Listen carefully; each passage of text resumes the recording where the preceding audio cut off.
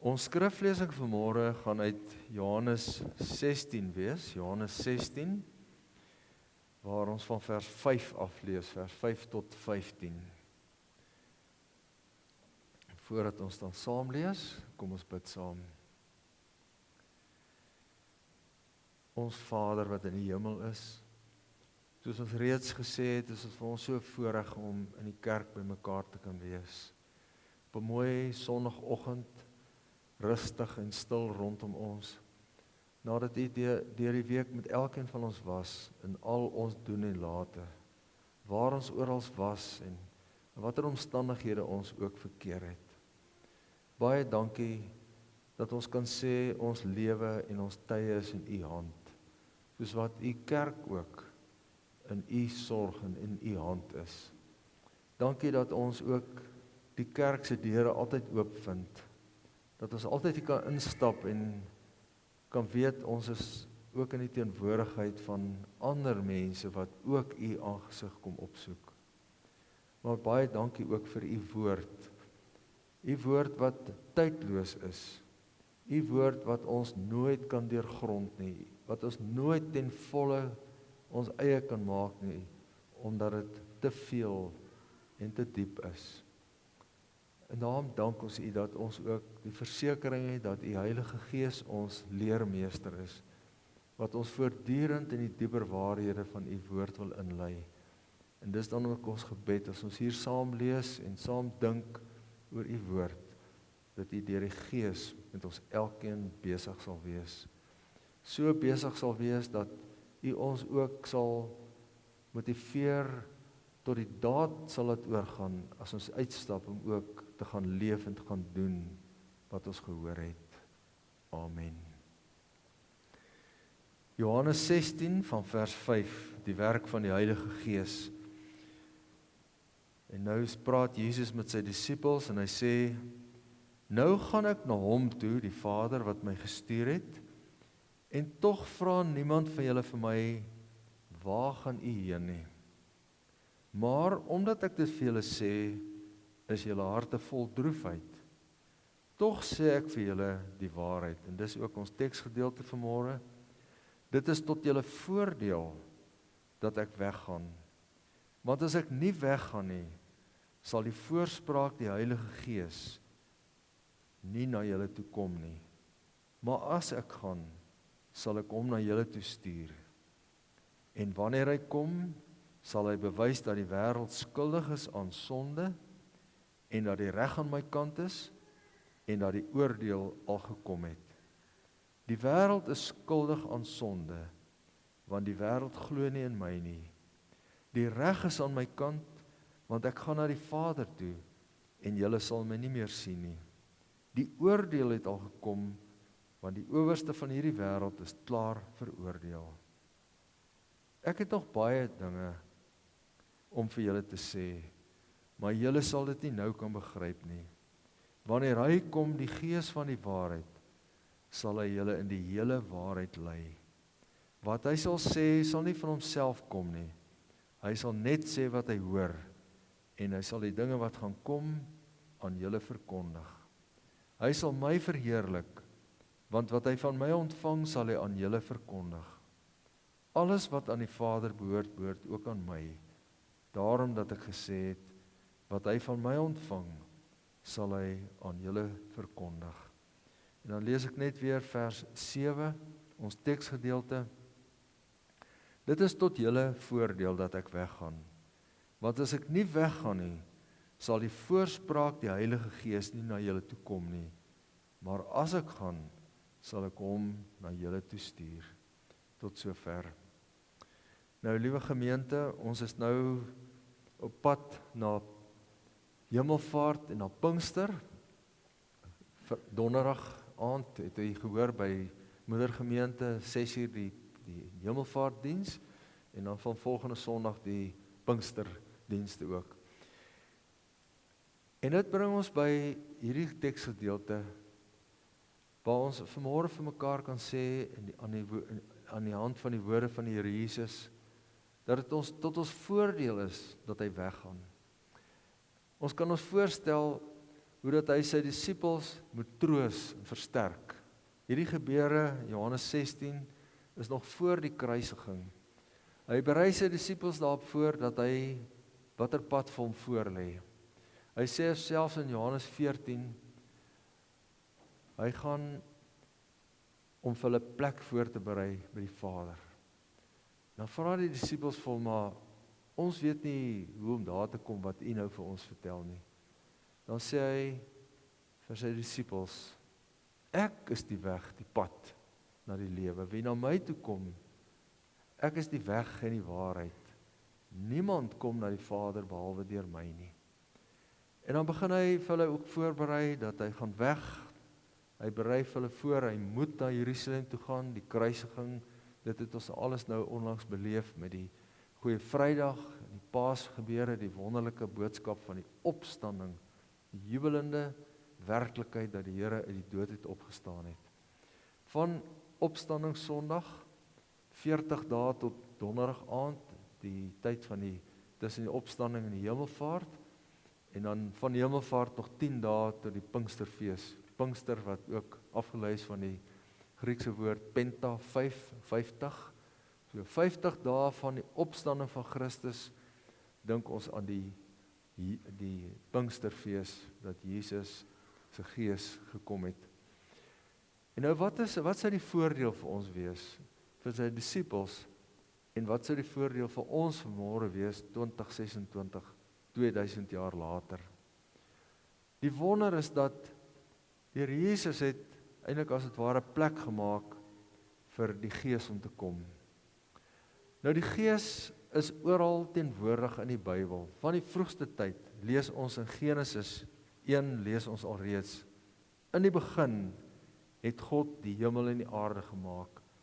Die aarde was heeltemal onbewoonbaar. Dit was donker op die diep waters. Maar die Gees, die Heilige Gees van God, het oor die water gesweef. En dan lees 'n mens ook in die volgende boek in Exodus, waar die Here opdrag gee dat daar vir 'n tent, 'n tabernakel gemaak moet word. En presies die afmetings, presies wat in daai tent en tabernakel moet wees. Maar die mense wat dit moet doen, het die ondersteuning, die toerusting van die Heilige Gees gekry. Hoor net hier, die Here het vir Moses gesê, kyk, ek het vir Besaliel uitgekies. Ek het hom toegerus met my Gees, my Heilige Gees, sodat hy met vaardigheid, insig en verstand enige werk kan doen, ontwerpe maak en dit in goud, silwer en brons uitwerk, edelstene verwerk en monteer en houtwerk doen. En saam met hom, saam met Besaliel, ook Oholiab. Ek het vir Oholiab aangestel om saam met hom te werk.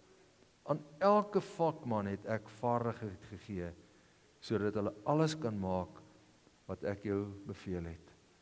Dink ek vir 'n oomblik terug aan die gebou van hierdie mooi gebou, die mooi kerk hier. Hier is mense wat kunstig met hout kan werk, hier is mense wat met beton kan werk, hier is mense wat met staal kan werk, met elektrisiteit, met water. En elkeen van die vaardigheid het die Here ook aan mense gegee deur sy Gees. En nou kom ons in die Nuwe Testament. En nou sê Jesus dat hy gaan weg en sy Gees gaan nou voort met die werk wat hy kom doen. Die Vader en die Seun en die Gees is een. Die Vader het die Seun gestuur. En die Seun gaan nou weer na die Vader. Om te sit aan die regterhand van die Vader, om te regeer oor hemel en aarde. Saam met die Vader. En so stuur die Gees, die Seun, die Gees, om die werk wat hy begin het, te kom voortsit. Hier het ons dit gelees. Hier is dinge wat ons nou nog nie verstaan nie, maar die Gees van die Here sal voortgaan. Hy is ons leidsman, hy sal steeds voortgaan om ons al meer en meer in die dieper waarhede van die woord te leer. En as u en ek vanmôre terugdink oor ons lewe, toe ek 16 jaar oud was en ek het voor 'n kansel gestaan en het belydenis van geloof afgelê, het ek dit in die oomblik, in die grootste erns van my lewe gedoen, om vir die Here te sê, ek glo in hom, ek bely, My lewe behoort aan hom. Maar van 16 tot vandag kan elkeen van ons net terugdink, hoe het die Here die pad met ons geloop, en deur sy Gees, deur die eredienste, deur die prediking, of wanneer ek alleen die woord lees, of wanneer ek saam met ander die woord lees, wanneer ek daar alleen is, het die Here gaan hy steeds voort om my verder te lei in die dieper waarhede van die woord. En dan kan 'n mens sê, wat is die werk van die Gees dan ook in ons lewens? En daar help die Bybel ons op so baie plekke ook, oor al die aspekte van die werk van die Heilige Gees. Dit begin eintlik alreeds, waar die apostel Paulus sê, niemand kan sê dat Jesus die Here is, behalwe deur die Heilige Gees nie. Nie een van ons sou hier vanmôre gewees het, as dit was vir die werk van die Heilige Gees nie. Ja, natuurlik het ons ouers ons kerk toe gebring, soos die kinders wat vanmôre hier was en uit is. En het ons ouers vir ons begin leer en vertel van die grondwaarhede van die Bybel. Maar dit was die Heilige Gees wat in elkeen van ons se lewe op 'n unieke manier gewerk het. Miskien dramaties, soos 'n Paulus wat op die pad na Damaskus dramaties tot bekering gekom het en nie meer 'n vervolger van die kerk was nie, maar 'n navolger van Jesus Christus en al hierdie boeke in die Nuwe Testament geskryf het. So kan dit ook wees dat op 'n stille manier het die Here in elkeen van ons se lewe gewerk. Elkeen van ons kan onthou hoe ons ouers ons daardie eerste gebedjie geleer het. My pa en ek het saam gekniel. Die gebed wat hy my geleer het was Psalm 121. Ek slaan my oë op na die berge, waar sal my hulp vandaan kom? En so het elkeen van ons 'n herinnering hoe ons uiteindelik by die Here gekom het.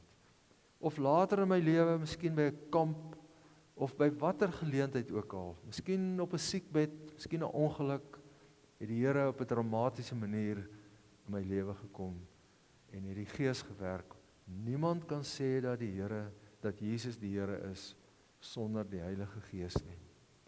En in die gedeelte wat ons saam gelees het, is daar 3 belangrike woorde wat voorkom. Die Gees lei die wêreld ook in verband met sonde, geregtigheid en heiligheid. Die Gees lei die wêreld, lei vir een vir my ook om te weet wat is reg en wat is verkeerd. Ons sê altyd, praat ons van daai stemmetjie wat vir my gesê het, op 'n stil manier weet ek maar net, iets pla in hierdie situasie, iets is nie reg nie, en so is die Here deur sy Gees besig om vir my te sê nee. En so oortuig die Here die wêreld van sonde. Geregtigheid ook bring hy vir ons die boodskap van, as ons in Christus is, soos ons in Romeine 8 gehoor het, is daar nou geen veroordeling nie. Ek is vrygespreek, ek is nuut gemaak. Ons het dit nou in die tyd voor Paas-Sondag oor en oor gehoor op verskillende maniere. Die boodskap van Goeie Vrydag, dat die Here aan die kruis alles vir ons reggemaak het. En dan ook sonde, geregtigheid en oordeel, dat die wêreld is klaar veroordeel as hulle nie glo in Jesus Christus nie. En nou, liewe gemeente, gaan die Bybel ook voort om vir ons baie dinge te vertel oor die werk van die Heilige Gees. So deel die Gees ook vir sy kinders gawes uit. En daar's in die Nuwe Testament in besonder is daar heel wat plekke wat lyste van gawes het. Ek dink in besonder net aan die een plek van Romeine, waar vir ons vertel hoe dat die Gees vir ons gawes uitdeel, elkeen soos hy wou. Die gawes van die Gees, ons het genadegawes, staan daar in Romeine 12, wat van mekaar verskil, volgens die genade wat God aan elkeen van ons gegee het. As dit die gawe is van profesie, wat eintlik niks anders beteken as praat, preek, verkondig nie. As dit die gawe is van profesie, laat ons dit gebruik in ooreenstemming met die geloof wat ons bely. As dit is om te dien, ander te dien, na die voorbeeld van Christus, laat ons dit doen. Hy het self gesê, die Seun van die mens het nie gekom om gedien te word nie, maar om te dien en sy lewe af te lê as 'n losprys vir baie. Om so 'n dienende dienskneg vir die Here te kan wees. As dit is om onderrig te gee, laat ons onderrig gee. Hoe belangrik is dit om ons kinders ook in die kerk te leer, of as jy 'n onderwyser is, en in besonder ook die geestelike waarhede, dan is dit die gawe wat die Here aan u gegee het, deur sy Gees. As dit is om mense te bemoedig, laat ons hulle bemoedig. Die Here het dalk vir u die gawe gegee, om te luister na die nood van ander, om in te tree, om te bid vir ander mense. As ons gee, laat dit sonder bybedoelings wees. As die Here my geseën het met oorvloed, en ek wil graag deel, dat ek dit met blymoedigheid ook doen. En dan 'n belangrike ding, as ons leiding gee, dan met toewyding. Die Here het leiers in sy kerk nodig. Leiers wat nie vir hulle self werk nie, maar wat nederige diensknegte van die Here is, wat leiding gee. Doen dit dan ook met blymoedigheid en met toewyding. En as ons ander help, met blymoedigheid. Maar baie duidelik staan daar ook in Paulus se brief in Korintiërs, al hierdie dinge is die werk van een en dieselfde Gees, wat aan elkeen afsonderlik gawes gee soos wat hy wil. So gee die Here vir ons elkeen soos wat hy wil, om saam sy kerk op te bou met al die gawes wat hy uitdeel. Liewe gemeente, dan is dit ook belangrik dat die Gees vrugte gee. Onthou wat die Here Jesus op 'n plek gesê het, elke boom word geken aan sy vrugte. 'n Goeie boom dra goeie vrugte. 'n Slegte boom dra slegte vrugte. Paulus praat in Galasiërs 5, hoe lyk slegte vrugte, maar kom ons bly by die goeie vrugte. Die vrugte van die Gees is liefde, vreugde, vrede, geluk, geduld, vriendelikheid, goedhartigheid, getrouheid, nederigheid, selfbeheersing. Gaan lees dit gerus weer, Galasiërs 5 vers 22. En nou, liewe gemeente, nou kan ons begin verstaan wat dit beteken dat dit tot ons voordeel is, dat wanneer Jesus dan weggaan en hy sy disippels troos en sê, maar moenie bekommer nie, ek los julle nie as weeskinders agter nie, ek stuur iemand anders om die werk wat ek begin het voort te sit, dan is ons vanmôre ook in daardie bevoorregte posisie, dat ons kan sê, dit is tot ons voordeel, dat die Gees gekom het, om die werk van Christus voort te sit. Ook in Romeine 8, waarna ek nou al baie verwys het, wat 'n besondere boek in die Bybel is, lees ons dubbeld van die voorspraak by die Vader. Nie net tree Christus daar waar hy in die regterhand van die Vader is, na sy hemelvaart, nie net tree hy vir ons voortdurend in nie, maar Christus tree vir ons in. En dan die Gees ook, Romeine 8. Ons weet nie altyd wat ons moet bid nie, maar die Gees tree vir ons met onuitspreeklike sigtinge uit. Toe ek 'n jong dominee was, pas begin het, toe was my buurman 'n ouderling wat vroeër in sy lewe, is 'n mynwerker, vroeër in sy lewe baie gedrink het en elke aand, hy het nie eintlik geweet hoe hy by die huis gekom nie. Die volgende oggend, die eerste ding wat hy gaan kyk het, hoe lyk sy kar? Hy het nie sy kar gestamp nie. En een aand toe hy by die huis kom en hy sak net so op die bed neer, toe sê hy, Here help my. Toe sê die dokter, wat sy vrou laat kom het sy die situasie vooruit gesien, geweet sulke dinge gebeur. Toe oom Koos sê, Here help my, toe sê die dokter, Koos, wil jy gehelp wees? Een woord net, was sy gebed, Here help my. En oom Koos se lewe het net so omgedraai. Hy het 'n nuwe mens geword in Christus. Hy was tot die dag van sy dood 'n ouderling in die kerk van die Here.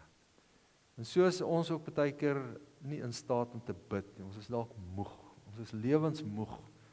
Ons het nie krag om te sê 'n lang gebed nie. Ons het ook nie nodig om 'n lang gebed te bid nie. Ek kan dalk net sê, Here, help my.